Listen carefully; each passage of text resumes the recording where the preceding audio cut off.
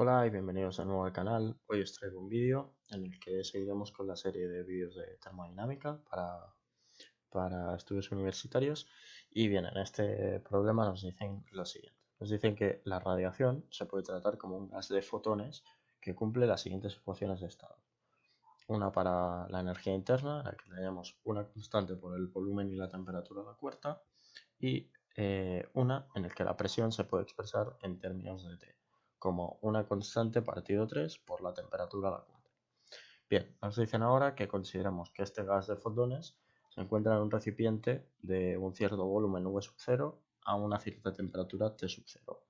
Entonces, este gas se, expansiona y lo hace de manera adiabática e irreversible, ¿vale?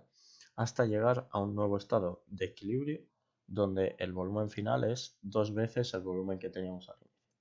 Entonces nos dicen que calculemos la temperatura final y el cambio de entropía que hay.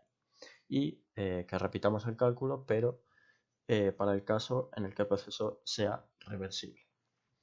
Bien, ¿cuál es la diferencia principal entre un cambio, perdón, un proceso reversible o irreversible? Simplemente es el hecho de el tiempo en el que se hace el proceso. ¿Sí? Uno reversible sería uno en el que el tiempo es lo más chiquitito posible, ¿sí? Es decir, los cambios de presión o de volumen son muy bajos, y uno irreversible es un proceso brusco, un proceso en el que tardamos segundos en cambiar la posición del pistón, por ejemplo. Sí, voy a hacer un dibujo para que se entienda un poco más. Paso a cámara rápida y ahora lo explico.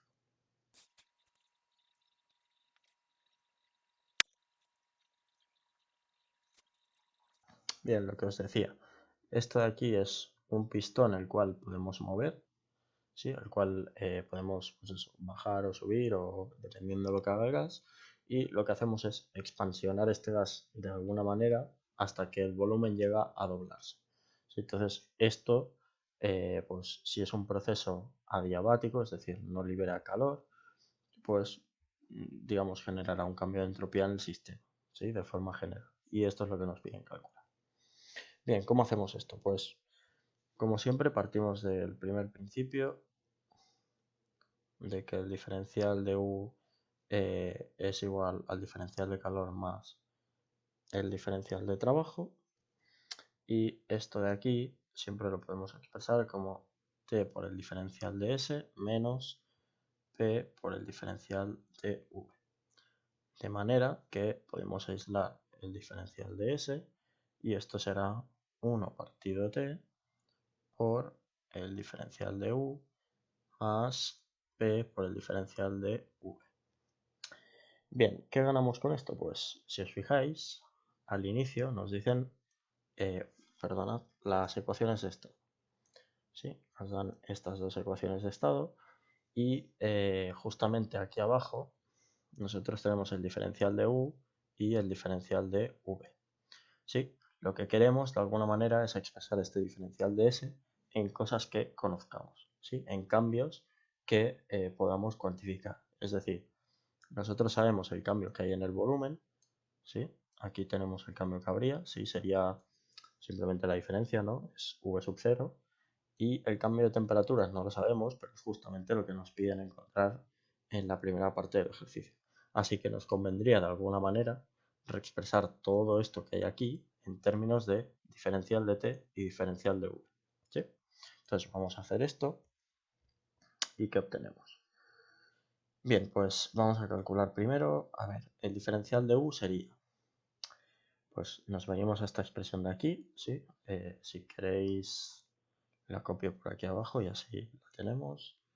Nos dicen que U es AVT a la 4 y por lo tanto, si derivamos con respecto a V, lo que tendremos es esto de aquí, ¿sí? Derivamos respecto de V a la 1 baja el 1, queda V a la 0, por lo tanto A por T a la 4, diferencial de V, más, y si ahora derivamos con respecto de T, pues tendremos que este 4 de la T baja, la V se queda igual porque ahora es una constante, y como hemos bajado el 4 y estamos derivando respecto de la temperatura, pues aquí se queda un 3 y diferencial de T.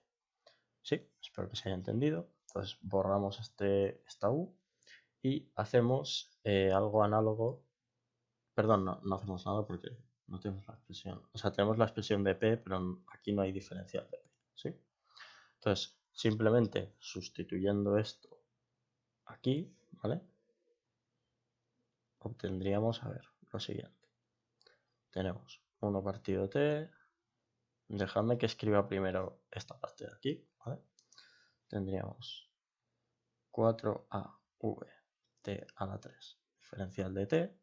Y ahora tendríamos a por t a la 4 diferencial de v más esta parte de aquí, ¿vale? Pero vamos a sustituir la p por la expresión que nos dan al principio, ¿sí? Por esta de aquí, que es a tercios t a la 4. Pues a tercios t a la 4 diferencial de v. ¿Sí? Fijaos que esto de aquí lo podemos sumar, ¿sí? Es todo lo mismo. Y lo que tendremos será 1 dividido entre t, la primera parte que es 4av t a la 3 diferencial de t, más, y aquí tenemos una a más un tercio, serán 4 tercios de t a la 4 diferencial de v. Perfecto. Y ahora, si entramos esta t que está aquí dividiendo al inicio, pues nos quedará todo igual, pero con una t menos. T a la 2, diferencial de t, más 4a tercios, t a la 3, diferencial de v. Sí, pues bueno, voy a poner aquí abajo. Tendríamos el diferencial de s. Sí, espero que se entienda. Entonces, ahora bien, lo que sabemos de esta entropía, ¿sí? Es que es una diferencial exacta. ¿Qué quiere decir esto? Aquí, si os fijáis, tenemos, digamos, la entropía la tenemos expresada como una función de t y v. ¿Sí? ¿Qué quiere decir esto? Que cuando yo hago el diferencial de s tendré la parcial de s con respecto de t a volumen constante por el diferencial de t más el diferencial de s de v a t constante por el diferencial de volumen. ¿Sí? Que son justamente estas partes que tenemos aquí. Entonces, que sea una diferencial exacta quiere decir que esto proviene de una función, ¿sí? Es decir, si yo cojo esto de aquí y lo derivo otra vez con respecto de v, me tiene que dar lo mismo que si, digamos, estos caminos cruzados me tienen que dar lo mismo. Aquí debería derivar parcialmente, digamos, respecto de t, y aquí debería derivar respecto de v. Si yo hago esto, tengo que llegar a la misma cosa, ¿vale? Esto quiere decir que sea diferencial exacta. Entonces, esto también se aplica en el sentido contrario. Es decir, si yo integro esto respecto de t, ¿sí? Esta notación es un poco chunga, pero me estáis entendiendo. Entonces, si integro esto de t o si integro lo de la derecha respecto de v, me tienen que dar también la misma cosa. ¿Sí? Esto es que sea diferencial exacta. Entonces, vamos a coger una de estas dos partes, la que veamos más simple, y en mi caso la vamos a integrar, ¿vale? Pero serviría igual derivando. Entonces, yo he cogido, por ejemplo, el 4avt a la 2, es decir, la parte del diferencial de t, ¿sí? Y he hecho directamente la integral.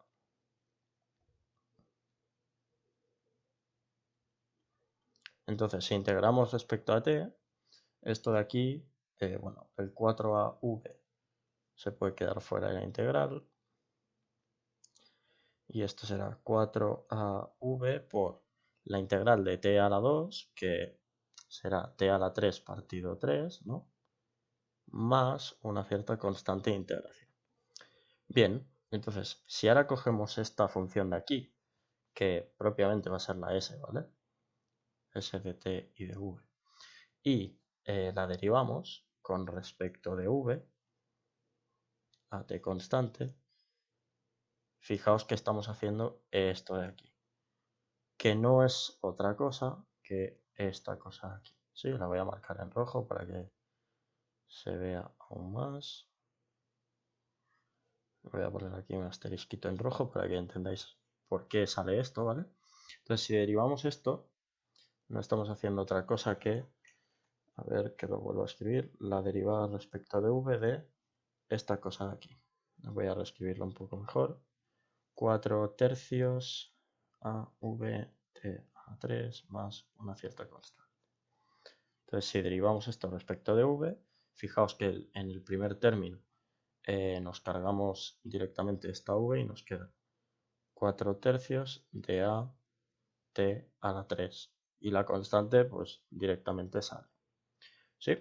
Entonces, como nos queda igual, esto quiere decir que es una diferencial exacta. ¿Sí? Así que ya tenemos, de algún modo, la expresión para la S. ¿Sí? Que será, pues, esta que tenemos aquí. 4 tercios de a v t a la 3 más una cierta constante que, por ser una constante, la podemos llamar como queramos.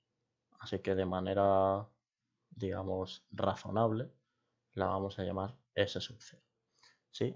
Ya que, bueno, como tiene relación con la entropía, pues S sub 0. ¿Sí? Pues la podemos llamar como queramos. Bien, fijaos que con esto podríamos calcular el incremento de S, ¿sí? Que sería la S final menos la S inicial. Sin embargo, como aún no tenemos la temperatura final, aquí nos van a faltar cosas, ¿sí? Así que lo que podemos hacer primero es calcular cuánto vale esta temperatura final en función de la temperatura inicial. ¿Cómo se hace esto? Pues supongo que habrá diversas maneras. Sí, yo lo que he hecho es lo siguiente. Calculamos digamos, cuánto valdría el incremento de energía interna, ¿sí? Que sería la U final menos la U inicial, ¿sí? ¿Cuánto vale esto? Pues si miramos la ecuación de estado de la U, tenemos AVT a la 4, pues será la final, será A, que la voy a sacar factor común, ¿vale? Por el volumen final, temperatura final a la 4, menos la U inicial, que sería A, V inicial, T inicial a la 4. ¿Sí? La A la hemos sacado fuera, así que solo nos queda el volumen inicial y la temperatura inicial a la 4. Y esto, vale, sí. Si sacamos aquí que el volumen final, estos son 2V0, ¿sí? Estaréis conmigo que esto nos quedará A por 2V0, temperatura final a la 4, menos V sub 0, temperatura inicial a la 4, y esto no deja de ser otra cosa que, si sacamos factor común esto, nos queda 2 por la temperatura final a la 4, menos, perdón, V0 sale factor común, nos queda temperatura inicial a la 4. ¿Sí? Y de manera análoga a lo que habíamos hecho antes, lo que sabemos es que el incremento de U será el incremento de Q más el incremento de trabajo. Como el proceso es adiabático, no existe intercambio de calor, ¿sí? Así que este término de aquí es como si no existiera y lo único que nos queda será el incremento de trabajo. Que como es un proceso irreversible, ¿sí? El trabajo es menos P final por el incremento de volumen. Por lo tanto, aquí tenemos menos P final, volumen final, que no lo vuelvo a escribir, pero será 2V0 menos V0. Y esto no es otra cosa que esto de aquí. ¿Sí? Espero que se entienda. Bien, y ahora sin más. Esta P final la podemos sustituir por la expresión que tenemos de la P. ¿Sí? Esta vuelvo a marcar, esta de aquí. Entonces, ¿qué será P final? Pues P final será a tercios la temperatura final a la 4. ¿Sí? A tercios temperatura final a la 4. Pues esto será menos a tercios V sub 0 temperatura final a la 4. Y estas dos cosas la voy a marcar en otro color. Estas dos cosas tienen que ser iguales. Bien, entonces, si las igualamos, tendremos a v0 multiplicando a 2 temperatura final a la 4 menos t sub 0 a la 4 tiene que ser igual a menos a tercios v0 temperatura final a la 4. Y de aquí podemos sacar, si ordenamos cosas, a ver, las a y las v sub 0 se nos tachan a ambos lados y nos quedará, a ver si lo veo, vamos a pasar las temperaturas finales a la izquierda, por lo tanto tenemos dos temperaturas finales que nos quedan en la izquierda.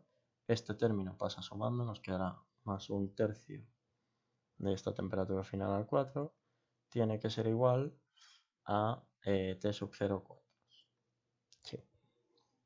Si no me equivoco. Y de aquí, si sumamos ahora este término, nos queda 2 más un tercio, que esto no deja de ser otra cosa que, esto serían 7 tercios, ¿no? Pues tendremos 7 tercios, T sub 0, perdón, T final a la 4 tiene que ser igual a la temperatura inicial. Por lo tanto, lo que podemos hacer es hacer la raíz cuarta de esta cosa de aquí y T sub 0. ¿Sí? Entonces, ahora ya tenemos expresada la T final en función de la T sub 0. ¿Sí? Espero que se entienda. Bien, entonces, ahora recuperando la expresión que teníamos aquí de la entropía, sí que lo podemos hacer. Podemos calcular el cambio. Entonces, volvemos. Será, saco todo lo que es constante, ¿sí? Que serán los 4 tercios de A, ¿sí? Si os acordáis de la expresión. El S sub 0, como vamos a coger dos cantidades y lo vamos a restar, no nos importa, ¿sí? Porque va a ser una constante que se va a cancelar en ambos lados y solo nos va a depender de este término de aquí. Ok, entonces será 4 tercios de A y ahora un paréntesis y será volumen final, que eran 2V0, por T final a la 3. O sea, coger esto, que al fin y al cabo son 3 séptimos a la 1 cuarto y elevar a 3, o sea, 3 cuartos. Por T sub 0 a la 3 menos volumen inicial por T inicial a la 3. ¿Sí? Y haciendo cuentas, esto nos acaba saliendo de manera... Sí, lo voy a dejar así, tal cual. Esto nos queda... No está muy simplificado, pero bueno, vamos a dejarlo así, ¿vale? 4 tercios de A, V0, T0 a la 3, multiplicando a 2, 3 partido 7 a las 3 cuartos, menos 1. Perfecto, y esto sería nuestro cambio de entropía. Sí, que si os fijáis es positivo. Ok, perfecto. Entonces, ahora ya estaría el problema, sí, pero nos piden un segundo apartado en el que qué pasaría si el proceso es reversible. Cuando tenemos un proceso adiabático, ¿sí? Adiabático más reversible, esto nos está indicando sí o sí que el diferencial de S es 0. ¿Sí? Es decir, el cambio de entropía es 0. ¿Qué quiere decir esto? Que la S es constante. ¿Sí?